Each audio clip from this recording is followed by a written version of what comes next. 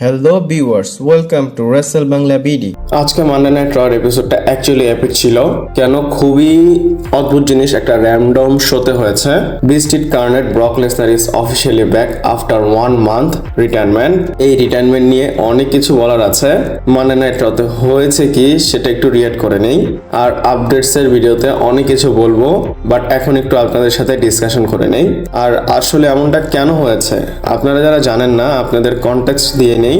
অনেকেই মিস করেছে Monday night র। আমিও লাইভ দেখতে পারিনি, আমি পরে হাইলাইটস দেখেছি, কারণ আমি চিন্তা করেছিলাম যে এটা কে দেখবে, এটা তো একটা উইকলি শো, আর এমনিতেও শোটা ভালো লাগতেছিল না কয়েকদিন স্ম্যাকডাউন র। তো আমার মতো যারা শোটাকে বোরিং মনে করেছেন, আপনারা অনেক কিছু মিস করেছেন। মেইন ইভেন্টে মানডে নাইট রয়ের ওপেন চ্যালেঞ্জ করে ওবাফেমি, আর সে চ্যালেঞ্জ করার আগেই যখন তার এন্ট্রান্স হচ্ছিল, শেডিং এর মধ্যে এসে পোজ নিচ্ছিল, তখনই পিছন থেকে এসে ব্রক লেসনার তাকে অ্যাটাক করে। আর আমি যখন দেখতেছিলাম ব্রক লেসনার তাকে অ্যাটাক করতেছিল, আমি জাস্ট এতটুকু বুঝতেছি যে এটা ব্রক লেসনারের জিন্স, মানে ব্রক লেসনারের জিন্স পরে কেউ হয়তো এসেছে। আমি বিলিভ করতে পারতেছিলাম না যে এটা ব্রক লেসনার। আর একটা র্যান্ডম এপিসোডে এইভাবে ব্রক লেসনার আসবে আপনি আমি কেউই চিন্তা করবো না। আর ব্রক লেসনার যেহেতু এসে তাকে 4টা F5 মেরেছে, একদম ম্যান হ্যান্ডেল করেছে ওবাফেমিকে। ব্রক লেসনার ওবাফেমিকে একদম এনিমেলের মতো মেরেছে। F5 মারার পর ব্রক লেসনার তার স্টাইলে রিং ম্যাটে হাসতেছিল, আর ওবাফেমি ওয়াজ ব্যাংড আপ ভাই। ওবাফেমিকে একদম ভেঙে দিয়েছে ব্রক লেসনার আজকে। আর এগুলোর পর ব্রক লেসনার যাচ্ছিল আর স্মাইল দিচ্ছিল, আর অ্যাডাম পিয়ার্স কে দেখা যাচ্ছিল সে পাগল হয়ে গিয়েছে। সে পল হেমেনকে ধরে বলে এটা কি হলো, ব্রক লেসনার তো রিটায়ার হয়ে গিয়েছিল, তুমি পল হেমেন বলেছিল ব্রক লেসনার রিটায়ার হয়েছে, আমি পেপার সবকিছু ওয়ার্ক করেছিলাম, মানে আবল তাবল বলতেছিল আর কি। এগুলোর পর পল হেমেন বলে যে সবকিছু ঠিক আছে, এটা নাও, এটা হচ্ছে কন্ট্রাক্ট, এটা ক্ল্যাশ ইন ইটলির contract. Brock Lesnar clash in ইটলিতে কম্পিট করবে। আর কম্পিট কেন করবে? কারণ ব্রক লেসনার এই কন্ট্রাক্টে সাইন করে দিয়েছে, জাস্ট ওবাফেমির সাইন নেওয়া বাকি। এবং পল হেমেন বলে যে তুমি যখন ওবাফেমির সাইন নিবা, ক্ল্যাশ ইন ইটলিতে আমরা বিগেস্ট রিম্যাচ করব, মানে ব্রক লেসনার ভার্সেস ওবাফেমির ম্যাচটা কনফার্ম হয়ে গেল ক্ল্যাশ ইন ইটলির জন্য।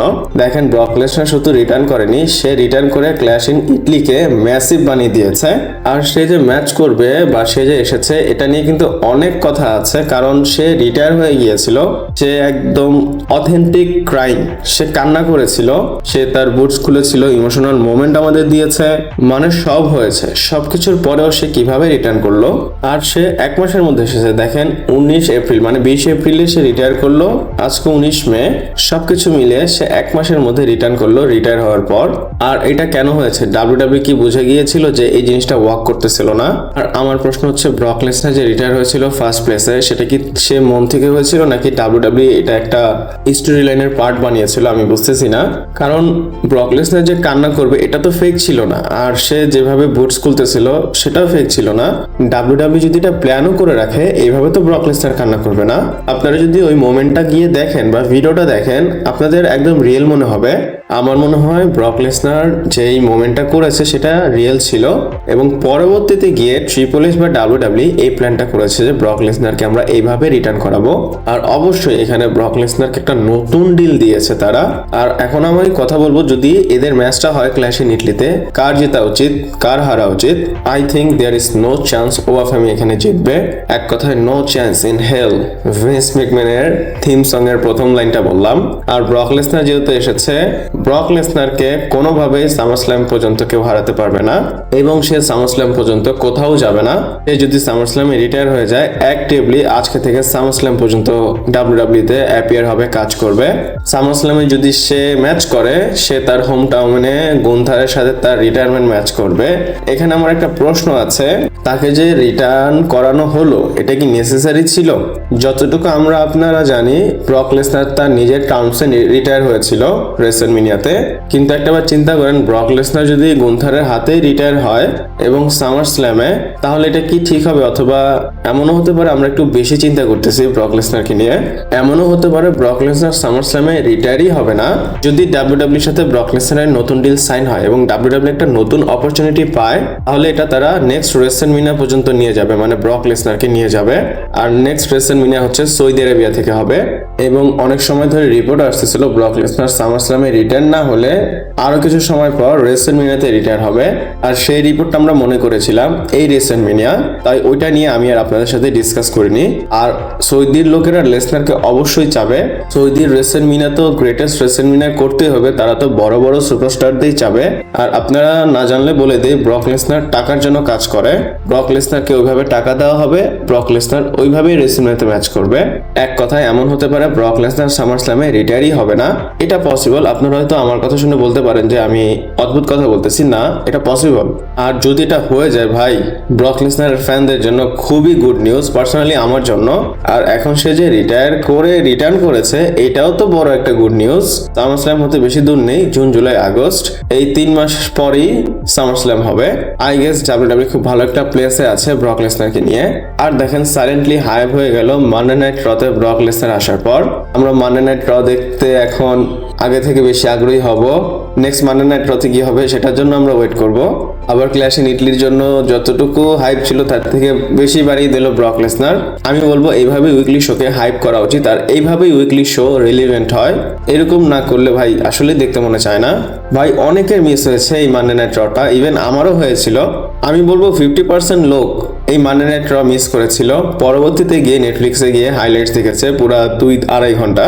এরকম র্যান্ডম শোতে যখন এই জিনিসটা করা হয়, আমি বলবো ডাব্লিউডাব্লিউ তাদের অডিয়েন্সকে খোঁচা দেয় যে দেখো কতটুকু ইম্পর্টেন্ট কাজ আমরা করেছি।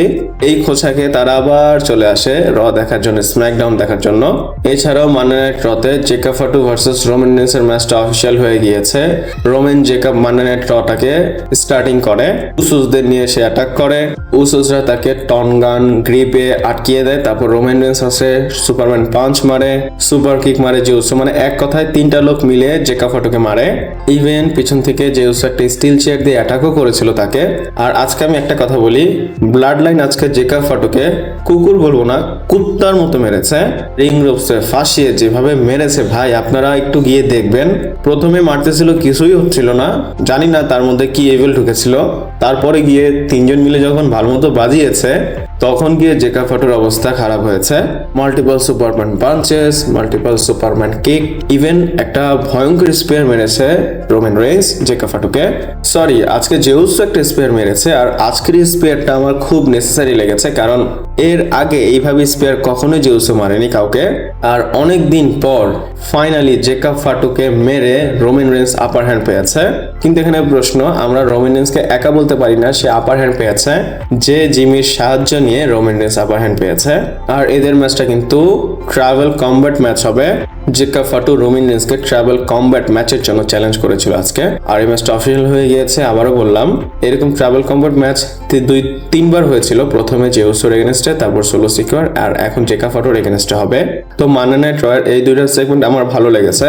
আপনাদের কোন সেগমেন্টগুলো ভালো লেগেছে আমাকে কমেন্ট করে জানাতে পারেন। ভিডিওটা এই পর্যন্তই ছিল, ভালো লাগলে লাইক কমেন্ট শেয়ার সাবস্ক্রাইব করে পাশে থাকবেন। পরবর্তী ভিডিওতে আবার দেখা হচ্ছে।